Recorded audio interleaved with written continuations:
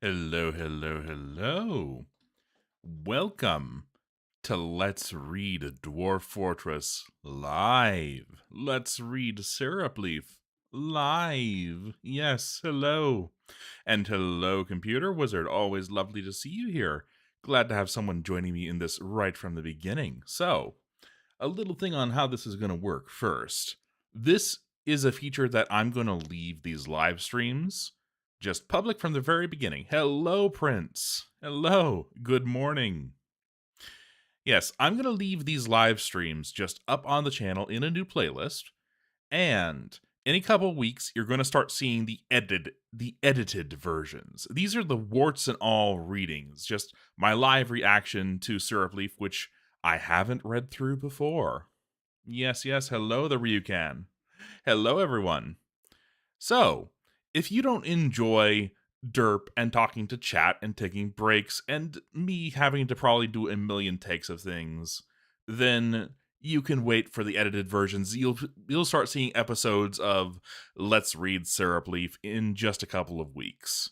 In the meantime, if you enjoy warts and all readings, just all the derp that you'll inevitably see, this is the live reading, and welcome to it. And yes, as you can see, I've made a new custom overlay specifically for just this edition. We have our chat over there on the left, and we have a little showing of Audacity down in the corner there. Yes, that is showing you what I'm actually recording. If I activate my Audacity recording, then you'll start to see the waveform of it over there. If I just turn that off, then that should update. It should update. Hello, Audacity, what you doing? Ah, there it goes. It's just very slow. Yes. All right. Well, well, Computer Wizard, this is a rare thing in the Dwarf Fortress world. This is a direct sequel to Headshoots. You'll see that shortly. Well, without further ado, let's not piss off the people who don't like derp any more than we already have, and let's just get started. So, forward. Come join 185 drunken, belligerent, greedy jerks, and the dwarfs named after them, as we witness the highs, lows, battles, tragedies, amazing feats, and crushing incompetence of a Dwarf Fortress Succession game. Yes, this looks like an extremely long LP. Don't panic. It's probably shorter than it looks, really. This game generated an enormous amount of reader participation, and there are lots of pieces of art, short stories, and journal entries. The archivist has tried to preserve as much of this as possible, as events in the reader posts were frequently incorporated into the Overseer updates. We have our first derp. We have our first and second derp. Actually, I forgot to record this on Audacity, so come join 185 drunken, belligerent, greedy jerks and the dwarfs named after them as we witness the highs, lows, battles, tragedies, amazing feats, and crushing incompetence of a Dwarf Fortress Succession game. Yes, this looks like an extremely long LP. Don't panic. It's probably shorter than it looks, really. This game generated an enormous amount of reader participation, and there are lots of pieces of art, short stories, and journal entries. The archivist has tried to preserve as much of this as possible, as events in the reader posts were frequently incorporated into the Overseer updates. You can find any additional content below the relevant Overseer post. You don't have to read it, but if you want the full picture, we suggest you do. This LP is a direct sequel to Dwarf Fortress Headshoots and contains major spoilers for it from the first post. Alright. And yes, we should see that on Audacity shortly. I don't know why it's taking so long to update. It just is. So, introduction and prologue. What is Dwarf Fortress? Why should I read this? Let's go on to that. Yes, the classic blunder. Right below, never go against a Sicilian when death is on the line, I think. There we go. Now, It looks like I need to play with Audacity in order to update the waveform. That's not a huge deal anyway. I just put that on there to take up some screen real estate that lowering the screen for the chat kind of put on there. All right, so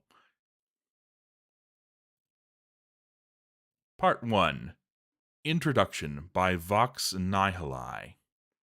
What is Dwarf Fortress? Why should I read this? Dwarf Fortress is a semi-roguelike strategy-type game wherein you assume control of a dwarven settlement and issue commands to have an extremely wide variety of tasks carried out.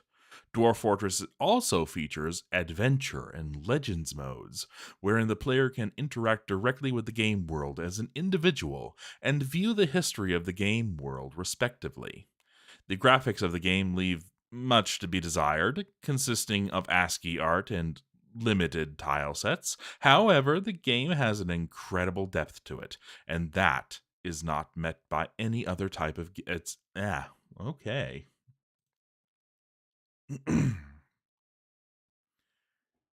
Oh. Well, at least you've watched the Headshoots videos before, so it won't be complete spoilers for you, computer wizard. But yes. However, the game has an incredible depth to it that is not met by any other game of its type. The wiki is an excellent resource for new and old players alike. The randomly generated nature of the world and its individuals, coupled with the details modeled down to minute levels, and the unmatched ability to give rise to story worthy situations, be they hilarious, incredible, or simply unexpected. See Boat Murdered, for one example, or the Head Shoots, okay.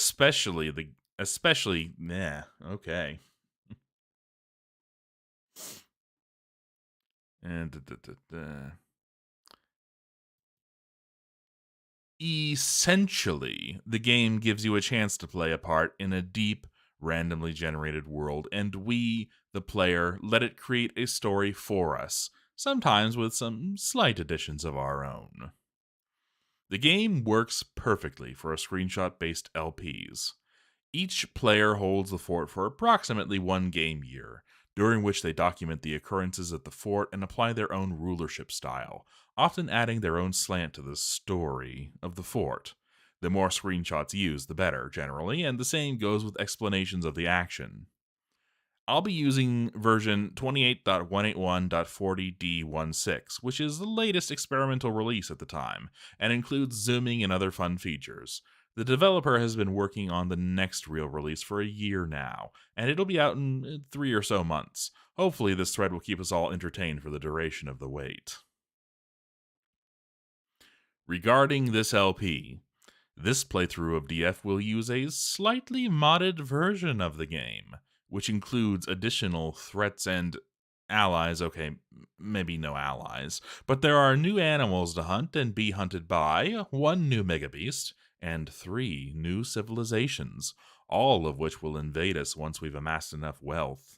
I've adjusted the stats on many creatures to be more challenging, and you might find a special new gem or two. Don't worry, this won't be like the Orc mod, where we are immediately assaulted by unbeatable enemy armies and forced to wall in and play a boring defensive game. Instead, we'll progress from Goblin and Sand Raider, no tougher than goblins, invasions to invasions by the unholy offspring of our fallen champion of the last LP, Holistic Detective, and frost giants. Nor will there be a ton of foreign weird shit in it. This is still Dwarf Fortress. I've already generated a world and picked a starting location, but I'm leaving the first year of the LP up to someone else. Whoever is feeling ambitious enough can volunteer for the first year, and I'll give my entire file, which includes my mod, to the first player. Never mind, Spoonboy has volunteered. I will assume control for the second year, and it will thereafter be passed on based on a list of future rulers. If you are interested in ruling for the third year and beyond, please volunteer in the thread, noting any time constraints you might have. Because we're playing with the mod, each leader should update his entire DF folder for the next player, including the save info and raw. The next player may feel free to use whatever art/graphics they want, though I recommend we all use version DF28181 40D16. Here is just the mod. I think I'll put these links in the actual video, yes. Here is just the mod, which replaces the objects folder in the raw folder. Ah, yes, we have some screenshots.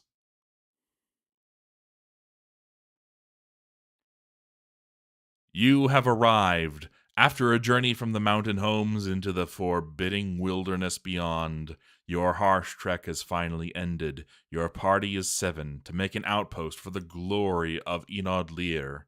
There are almost no supplies left, but with stout labor comes sustenance, whether by bolt, plow, or hook. Provide for your dwarves. You are expecting a supply caravan just before winter entombs you, but it is spring now. Enough time to delve secure lodgings, ere the Sasquatches get hungry. A new chapter of dwarven history begins here at this place. Udib Govos, Syrupleaf, strike the earth. In early spring of 138, the romantic glaze of the Gate of Climaxes. Oh dear. Oh dear. The Gate of Climaxes. That's a hell of a civilization name.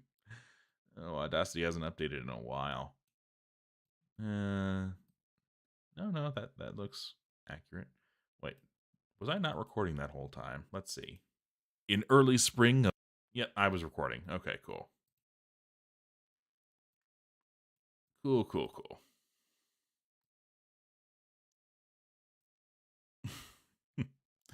Yes, the Gate of Climaxes. Yes.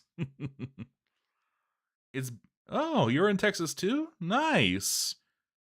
Nice. I'm in Central. I can't see outside right now. I have my curtains closed for recording purposes, even though I don't have a camera or anything, but still it's general.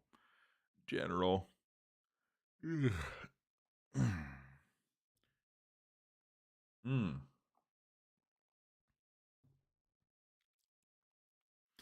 All right. In early spring of 138, the romantic glaze of the Gate of Climaxes founded Syrupleaf. I've already embarked with a I've already embarked with a well-rounded set of gear and skills for the environment, and the game is auto-paused the instant I got into it. Note that the lack of soil means we will have to irrigate stone for farming. Note that the lack of liquid water means we'll have to use magma to melt water to irrigate with. The first few years of this fort will be challenging, though plentiful starting supplies and careful hunting should keep us alive. Yes, we're on a savage mountain/glacier location, so be prepared to hunt mammoths if necessary. I would not suggest hunting ice drakes, though. They're not nearly as scary as they sound. No.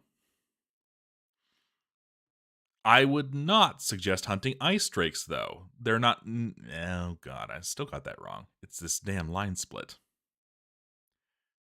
I would not suggest hunting ice drakes, though they're not nearly as scary as they sound. No, we don't have any trees, but fear not, I brought plenty of logs. Here is the complete file. If you've downloaded the mod from earlier in the post, the save file alone is here. Note, an error in the mod currently prevents the use of adamantine as a metal, though it can still be used in its stone form for mechanisms and such. I can easily fix the mod, but we will have to use the broken version for the current playthrough. For narrative purposes, we play assuming that the terror caused by the holistic detective in her terrible adamantine armor led to its prohibition for use as a metal, due to fear of its otherworldly, demonic nature. If anyone wants a full, fixed version of the mod, just ask me, and I'll instruct you on repairing it, or just upload a version with adamantine metal included. Note 2. Another exciting error in the mod makes the holistic spawn, and possibly also the frost giants, attack far too early. If you want to know how to fix this, just ask. Otherwise, you'll likely get an experience very much like Syrupleaf, unless you avoid large scale trading and production.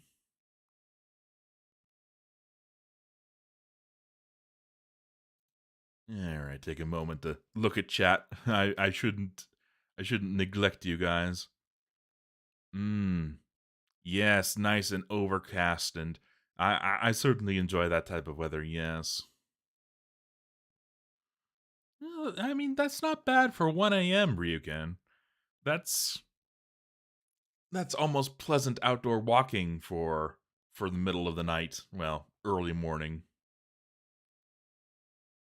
Mm. Yeah, it gives that really nice moodiness to it, doesn't it? Mm. All right. Syrupleaf Prologue by Gary Kahn. In the annals of great mountain fortresses, there are few like headshoots, few as wealthy, as powerful, as corrupt, or as damned. Almost hidden away in one of the most inhospitable places in the world, Headshoots was founded amidst great evil, surrounded on every side by monsters, demons, and undead, in a dark land where no living thing except foolish dwarves would dare stay. Headshoots grew in spite of these challenges. It faced terrible pain, countless battles, and awoke the evils slumbering within the mountain. But it recovered and grew even stronger, becoming what seemed to be the sole beacon of light in that blasted place. Then it fell, suddenly, brutally, and sharply, on the point of its own sword. Of all the inhabitants of Headshoots, the greatest were Nemo 2342 and Holistic Detective. Nemo, the unstoppable blade, no doubt the greatest swords dwarf of the age, his victories were countless. Holistic, the invincible shield, wearer of trail machines, the fellowship of right, an adamantium plate mail that was once one of the wonders of the world, now lost to the world. She was so secure in her invincibility that she dropped the hammer she was trained with in favor of killing her enemies with a rat leather backpack. There were many great heroes. Oh dear. There were many great champions of Headshoots, but these two were truly the heart of its military, its fame, and its arrogance. They would be its doom, too. A dark power slept under the mountain, and one terrible night it bewitched Nemo and Holistic, summoning them to its home in the deepest part of the fortress. There, the darkest of magic turned these two noble champions into ferocious, bloodthirsty skeletons. Very little is known about what happened next. There were no survivors save for a single dwarf who claimed to have evaded the horrors by leaving the world altogether. Only legends can tell us anything about the massacre at Headshoots, as Nemo and Holistic roamed the halls, striking down every living creature they met. Sometimes they felled dwarves in a single blow. Sometimes they took the time to break every bone they could reach just for the sadistic thrill of it. Yet inevitably there was not a single living thing left in Headshoots. Here the legends grow even more unreliable. Some say that the two skeletons, their lust for violence unequaled in the history of dwarf kind, turned on each other out of sheer fury. Others, such as the cult of Nemo, maintain that Nemo regained control of his actions and attacked Holistic Detective in an attempt to extinguish her threat to dwarf kind. The result was the same. Nemo severed both of Holistic's hands, but could not pierce the adamantium shell of Trell machines, and Holistic counterattacked with her own teeth. Latching onto Nemo, she bit and shook him until his body was shattered, and she stood alone in Headshoots. That was long ago. Now, Horrifying monsters roam this land.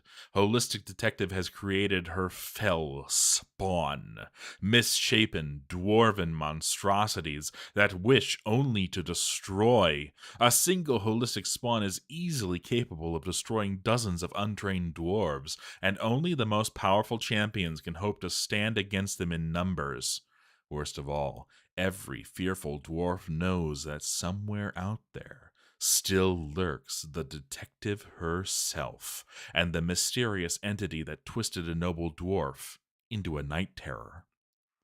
Foolish dwarves still seek gold, jewels, and adamantium in the world underneath the surface. In spite of the lesson of headshoots, they travel to remote, unforgiving, hostile lands to establish fortresses and make names for themselves. Soon, a new party of 7 dwarves will strike the earth. Or the ice. Hopefully, they shall do better. Ooh, I really like this intro. I think that maybe when I get to the edited episode, I'll probably cold open with this and like edit in some screenshots from the headshoots let's play, maybe like have them come in transparent overlays, like transitioning across a screen with like flames and screams and appropriate sound effects and some dramatic music. Yeah, this will be great stuff. This will be excellent. All right, on to let's read through the first year, and then we'll probably call it a wrap up for this very first episode. It's a short one, but it's also kind of just setting up and getting ready. All right, all right, all right.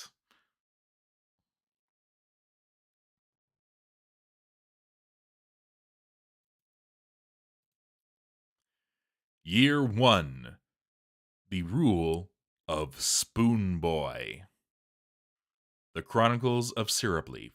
Excerpts from the diary of Spoonboy Rakostirith, weaponsmith. Spring, Year 1. The wagon is stuck. The left rear wheel is broken. Our carpenter Skaw says it's unrepairable. I asked him to make a new one, given the abundance of wood we were carrying. Somehow, he never learned how to make a wheel. We'll have stern words with his master when I return home, if we ever do return. Our hunter, Nemo, is about to go and look for some food. I told her we have plenty, but she still insists on going. She apparently saw a mole nearby that looked delicious. I told her not to wander too far. There are strange noises coming from the valley to the east. I do not dare peek over the edge in case whatever's down there sees me. It seems it went well. Nemo's calling out to us, but what the hell are those? Armak, help us. I just saw Nemo die. Even now, as I hide here behind the wagon, scratching away at this journal, it flashes before my eyes. Nemo standing proudly over the slain mole, waving, but then a fluttering of leathery wings. Claws and fangs and screams and blood, and oh, Armak, blood. They tore her apart like she was made of paper. Alas, poor Nemo, I should never have let her go off on her own. I made everyone else abandon the wagon for now. I'll stay hidden here until it's safe to recover our supplies. And our dead friend. I've ordered our miners to start digging a safe distance away from the wagon. While they're doing that, the rest of us are moving what supplies we can safely grab to the new location. A group of troglodytes are massing around Nemo's corpse. I think they're looking for us.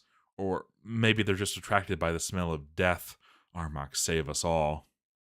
Progress is being made on the dig. The rest of us work on building a rudimentary wall with the stone. We're not skilled masons, but it should be enough to keep the troglodytes at bay. Moving the supplies to the new location continues to be dangerous work. Several times we've had to drop what we were carrying and sprint back to the safety of the dig. I just pray we can get everything set up before the weather worsens. This is a particularly inhospitable part of the world. Spotted a couple of the creatures that killed Nemo today. They appear to be half man, half bat. Some sort of Armak damn Batman. They're constantly on the move, flying around the area. So far, they haven't spotted us, but it's only a matter of time. I'm the Armac damn Batman. Oh boy. Yes. The first chapter is very breezy and short. That's why I read the very nice and long prologue too. Mm-hmm. Yes. Yes, they kind of get thrown right into it, don't they? Mm.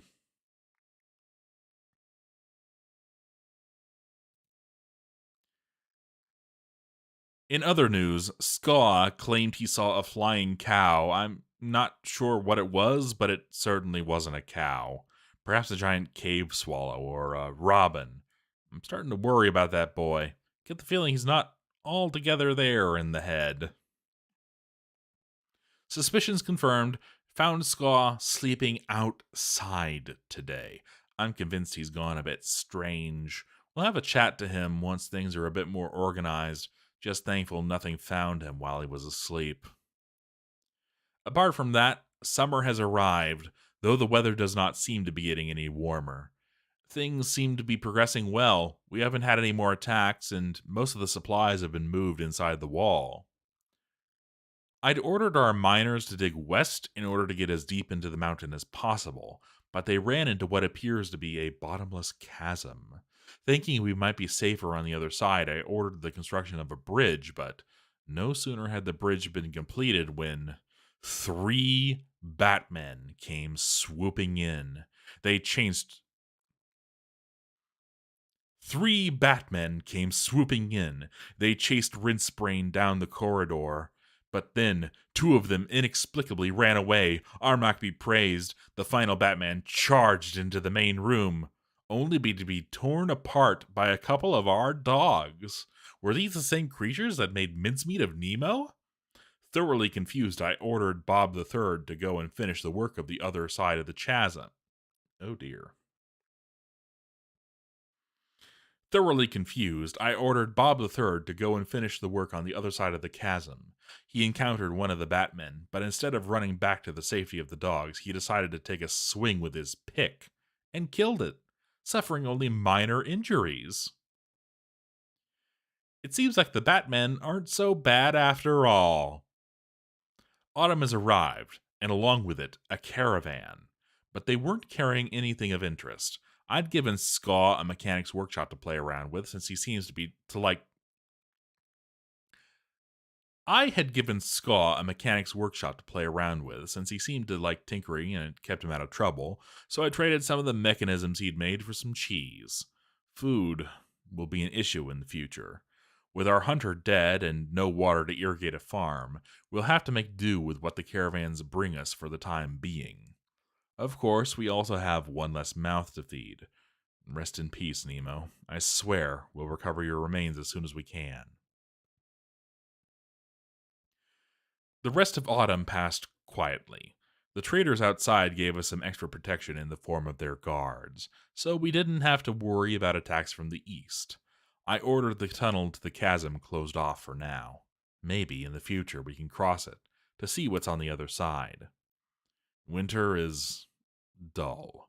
We can't go outside because of the cold, so we've been passing the time naming the various Batman that we spot. The dwarves have given a resident Batman the name Throb Cadogeb. They've given a resident Batman the name Momuz Lumashlik. The residents have given a. Oh dear. The dwarves have given a resident Batman the name Momuz Lumashli Bash. They have given a Batman the name Mebzuth Rimtarusan. They've given a Batman the name Mebzuth Zonasol. They've given a Batman the name Aban Athel La. They've given a Batman the name Aban Athel Atul. They've given a Batman the name Enod Kosoth Tilesh. Skaw is happily working away making mechanisms and levers. I'm not sure what most of them do, but it keeps him out of trouble, and that makes me happy. The past year has been draining, but I think we're safe for now. I've decided to pass the mantle of leadership on to Vox Nihili, our armorer. Once winter breaks, I want to personally recover Nemo's remains. Her death was my fault, and the fact her bones are still out there in the hill gnaws away at me.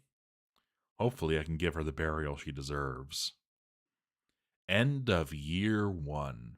All in all, a pretty dull year apart from the first 30 seconds when Nemo died, and a few panicky moments with Batman invading over the chasm.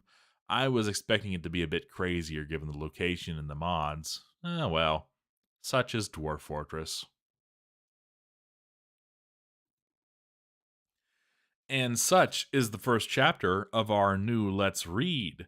Yes, like I said, a bit of a short one. I included the prologue to bulk this one out, but as you'll see in the index, the next chapter is going to be a bit of a longer one. Yes.